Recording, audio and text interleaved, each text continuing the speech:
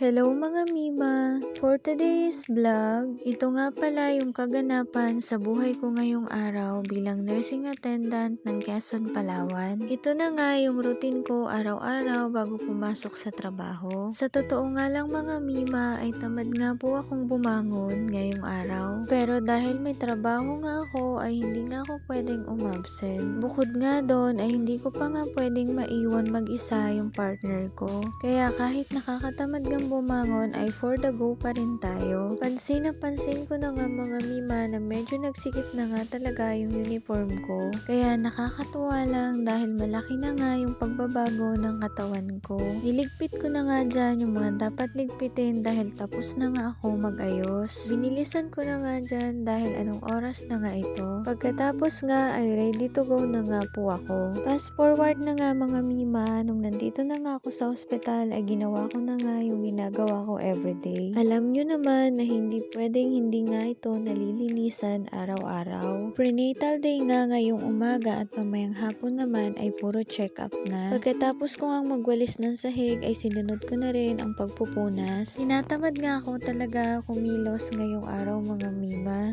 At hindi ko nga alam kung bakit. Pero tulad nga ng sabi ko ay hindi nga ako pwedeng tamarin o umabsent dahil hindi ko nga pwedeng pabayaan ang OPD.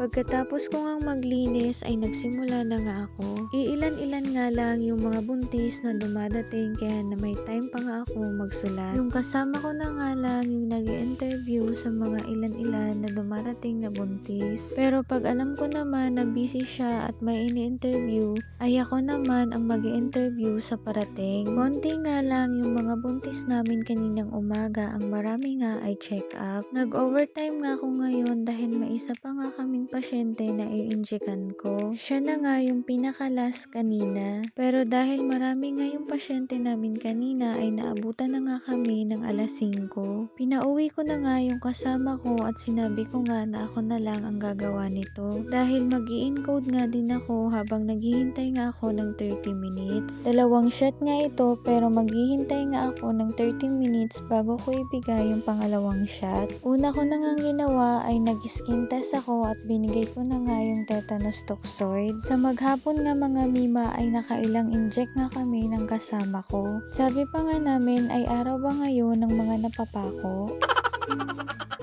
6 PM na nga ng mga oras na yan bago ako natapos. Kaya nung okay na nga ay nag-logout na nga ako agad. Dahil medyo pagod nga ako at gusto ko na nga magpahinga. At bala ko nga na itaas yung paa ko pag uwi ko. Waiting na lang nga ako na dumating yung jowa bells ko. Nag-overtime na nga lang din siya sa office nila para naman mahintay niya daw ako. Kaya thank you di sa lahat at sa araw-araw na paghatid sundo mo. Kahit maambon nga ay sinisika mo na mahatid at sundo ako. Hindi ka pumapayag na hindi mo nga yan magawa kahit na nga maulan. Fast forward na nga mga Mima, nung nakapahinga na ako, sabi ko kay mama ay ako na magluluto. Mickey nga yan siya mga Mima na may halong meatloaf. Nilagyan ko nga lang yan ng oyster para masarap nga siya. Nung luto na nga ay sinunod ko na nga mag-isa ng dilis. Isa nga sa paborito ko tong dilis kaya nagpabili nga ako kay papa dahil nag-crave nga ako. At finally, luto na nga siya at ready to eat na nga kami.